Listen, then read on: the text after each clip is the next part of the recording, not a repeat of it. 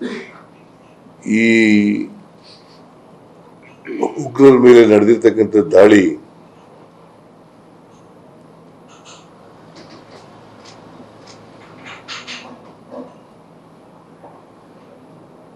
ಉಗ್ರರ ನೆಲೆ ಮೇಲೆ ನಡೆದಿರ್ತಕ್ಕಂಥ ದಾಳಿ ನಡೆದಿರೋದ್ರಿಂದ ನಾವು ರಾಯಚೂರಿನಲ್ಲಿ ಇವತ್ತು ಪ್ರತಿಭಟನಾ ರ್ಯಾಲಿ ಇಟ್ಟುಕೊಂಡಿದ್ದೇವೆ.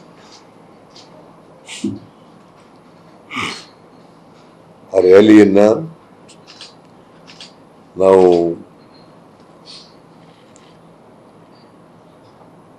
ರದ್ದುಗೊಳಿಸಿದ್ದೇವೆ.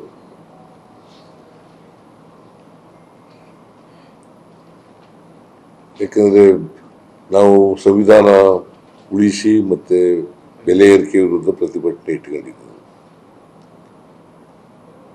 ಈ ಸಂದರ್ಭದಲ್ಲಿ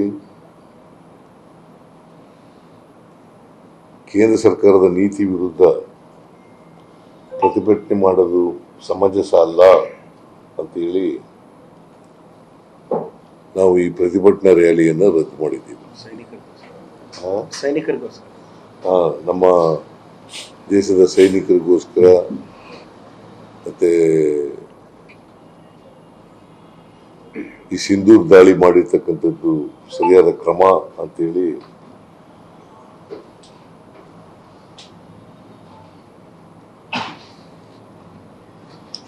ರಾಯಚೂರು ರ್ಯಾಲಿಯನ್ನು ರದ್ದು ಮಾಡಿದ್ದೀವಿ.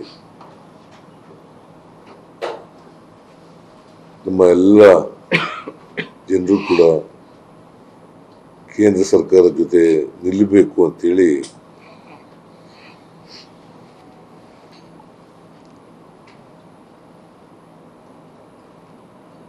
ನಾನು ನಮ್ಮೆಲ್ಲ ಜನರಿಗೆ, ಕರ್ನಾಟಕದ ಜನರಿಗೆ ಮನವಿ ಮಾಡಲಿಕ್ಕೆ ಬಯಸ್ತೇನೆ.